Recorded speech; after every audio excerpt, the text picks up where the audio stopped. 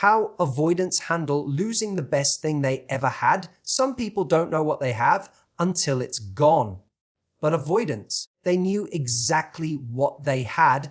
They just didn't know how to hold on to it. Let's talk about the avoidant, the one who kept you at arm's length, who said all the right things but flinched at closeness, who pulled away just as things started to feel real. They didn't lose you because you weren't enough. They lost you because you were too much of the real thing. See, avoidants crave connection like anyone else. But when they start to feel it, when love gets too close, it triggers fear, not fulfillment. So what do? They sabotage. They pick at small flaws. They focus on your needness. To avoid looking at their own emotional unavailability, they convince themselves they're better off alone, and maybe you fought for it.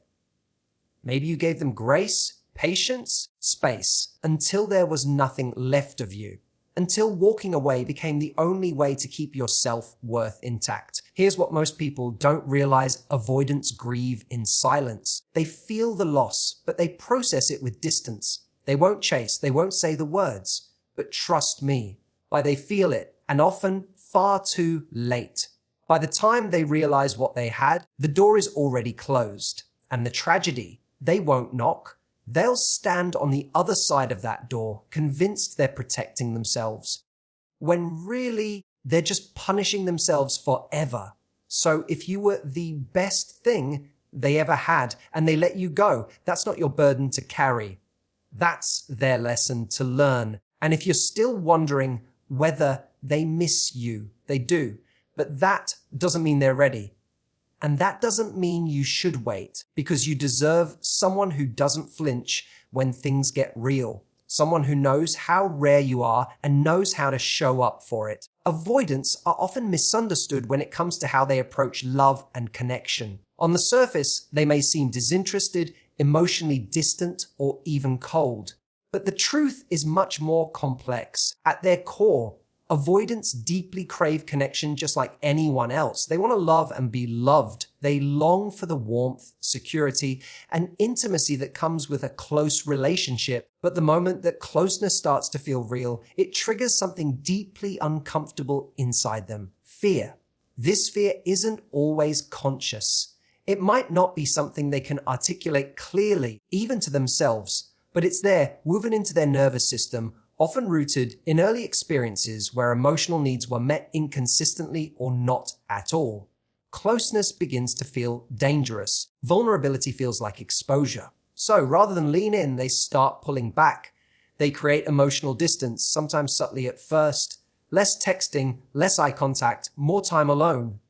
Then, if the intimacy continues to build, the distancing becomes more obvious. They might criticize their partner more, find flaws that weren't an issue before, or start questioning the entire relationship. To the person on the receiving end, this feels deeply confusing. Things seem to be going well. You were bonding, laughing, maybe even making future plans.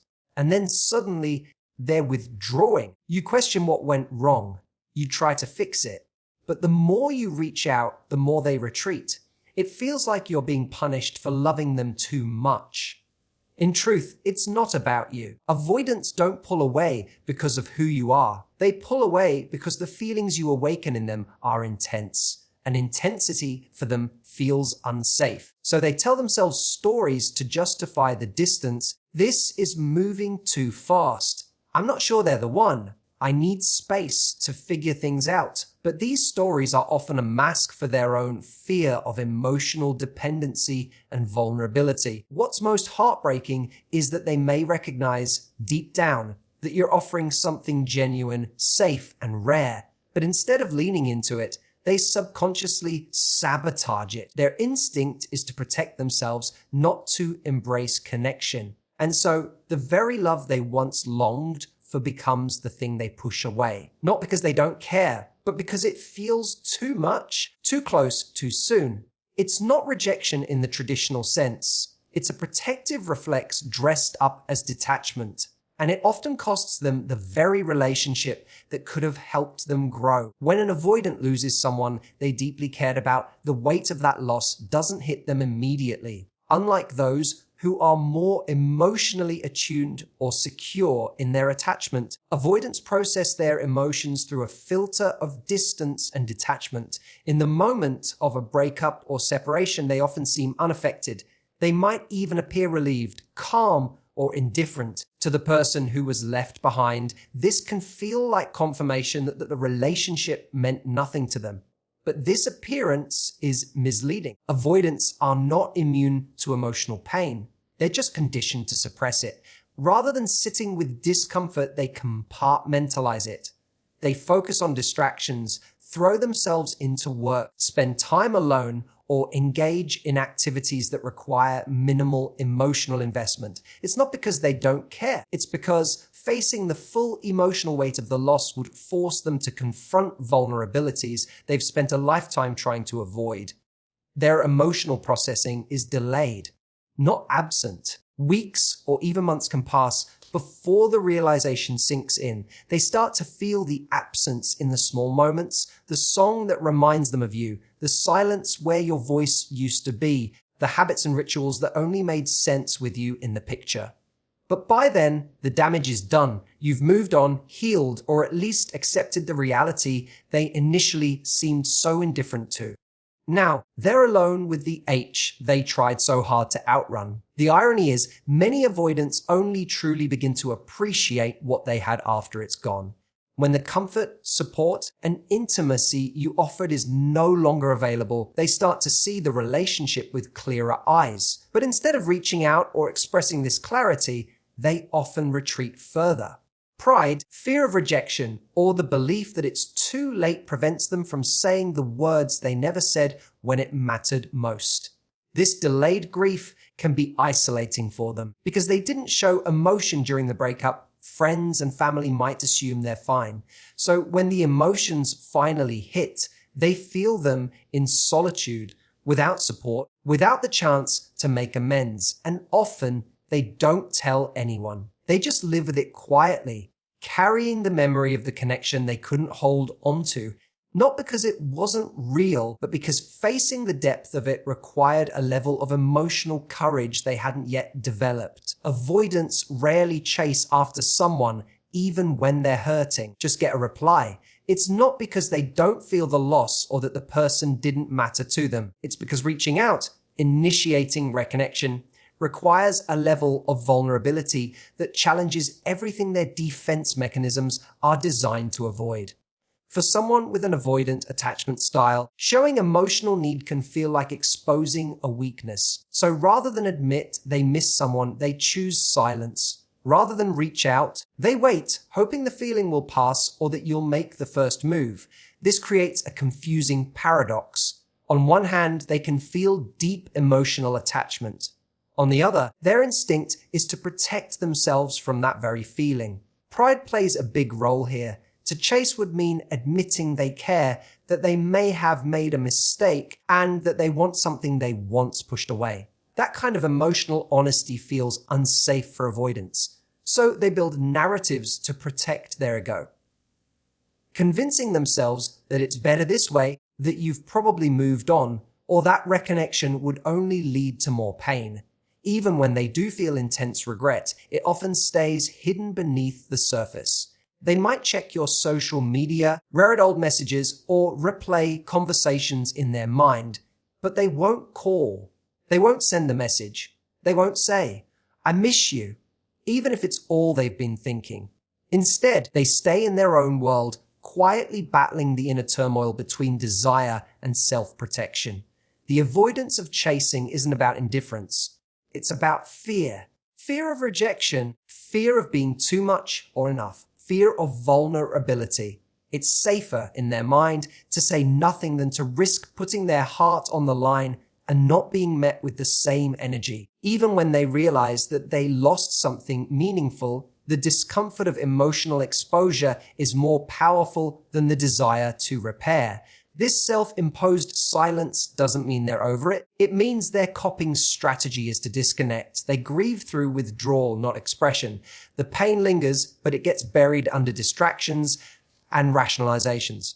In many cases, They carry the regret quietly for years, wondering what might have been, but never finding the emotional safety within themselves to truly reach out. The lie, that lack of pursuit, isn't proof they didn't care. It's proof they didn't know how to show it without feeling like we're losing control. When someone with an avoidant attachment style lets go of the person who loved them deeply, it often leaves the other person questioning their worth. It's easy to internalize their withdrawal as a reflection of something you did wrong. Maybe you were too needy, too emotional, or just not enough to make them stay. But the truth is far more nuanced. Their decision to walk away, or their inability to meet you emotionally, says far more about their internal limitations than it does about your value. Avoidants struggle with emotional intimacy not because the other person is lacking, but because closeness feels unsafe to them. When a relationship becomes emotionally rich and meaningful, instead of embracing it, they can feel overwhelmed.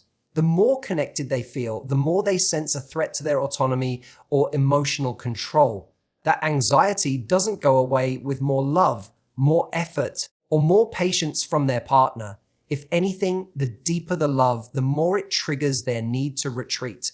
You could be the most loving, secure, emotionally available partner and still find yourself being pushed away. That's because the issue is internal. It's not about your value or how well you showed up. It's about their capacity to receive and reciprocate emotional closeness. Many avoidants weren't taught how to do that. They may have learned early on that emotions lead to rejection, disappointment, or chaos, so they built walls to protect themselves. When love comes along in a healthy form, they don't know what to do with it. It feels foreign, even threatening. And so, when they lose someone truly meaningful, they often do so not because that person failed them, but because the connection demanded more of them emotionally than they were able to give. That loss isn't an indictment of your worth, it's a consequence of their fear. But if you don't understand that, you might carry their emotional limitations as your burden. You might start believing you weren't enough, when in reality, you were offering something they just weren't ready to receive. It's crucial to separate someone's inability to show up for love from your ability to give it. Being let go by someone avoidant isn't proof you were too much.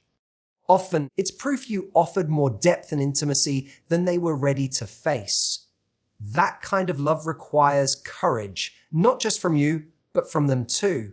And if they couldn't meet you there, it's not a reflection of your value. It's a reflection of where they are in their own emotional journey. When you've loved someone with an avoidant attachment style, it's easy to get caught in a cycle of waiting for them to come back, waiting for them to change, waiting for the version of them you caught glimpses of when they let their guard down. But love isn't just about potential. It's about presence. It's about showing up, not just once, not just when it's convenient, but consistently. You deserve someone who doesn't treat your emotional availability like a threat, but like a gift. Avoidance can sometimes make you feel like you're too much, too emotional, too expressive, too eager to connect. But those are not flaws. They are qualities of someone who is ready for real intimacy. Emotional availability means being open, honest, and present with your feelings and being willing to hold space for someone else's. If you're showing up in that way, you shouldn't have to shrink to fit into someone else's emotional limitations. The right person won't make you question whether you're lovable. They won't punish you for wanting closeness. They won't flinch when things get serious. They'll lean in. They'll match your energy. They'll see your vulnerability not as something to be feared, but as something to be honored. That's what emotional safety looks like. And it's what a healthy relationship is built on. It's important to recognize that emotional readiness isn't about how someone feels about you. It's about where they are with themselves. An avoidant may care deeply, but if they haven't done the internal work to face their fears around intimacy, they'll keep others at a distance, even those they truly value. That has nothing to do with your worth and everything to do with their personal growth. Waiting for someone to evolve into who you need them to be is a form of self-abandonment. It keeps you tethered to the hope of change rather than anchored in the reality of the present. People can grow. Yes, avoidance can heal, but that growth has to come from within them on their timeline, not because you love them hard enough or waited long enough. You deserve a love that feels like coming home, not like walking on eggshells. You deserve someone who meets you where you are, emotionally and consistently, not someone you have to rescue, fix, or wait on. Love isn't meant to be a rescue mission. It's meant to be a partnership, and the right person will be ready for that journey with you, not one day, but now. So if you've ever loved someone who couldn't love you back in the way you needed, someone who held you at a distance, not because you weren't enough, but because intimacy felt like too much. Know this, you didn't lose. You grew. You learned what it feels like to give your whole heart. And now you also know the strength it takes to walk away when that heart isn't met with the same courage. Avoidants may not chase, they may not speak up, they may not come back with grand gestures, but that doesn't mean they don't feel the loss. It means they're still fighting battles inside themselves that love alone can't fix. But you're not meant to sit in someone's emotional waiting room. You're meant to be with someone who's ready now, who leans in, not away, who sees what you bring to the table and says, I'm not letting that go, because being the best thing they ever had isn't just a compliment. It's a reminder that your love was real and your story doesn't end with someone who couldn't receive it. Thank you for listening. Truly, if this resonated with you, if it helped you make sense of something painful or gave you the clarity to stand a little taller today, then it did its job. You're not alone in this. And just because someone else couldn't handle your heart doesn't mean you stop showing up with it. Keep choosing yourself. Keep choosing love that feels safe, solid, and mutual, because you deserve nothing less. Take care of your heart, and thank you for spending this time with me. Until next time,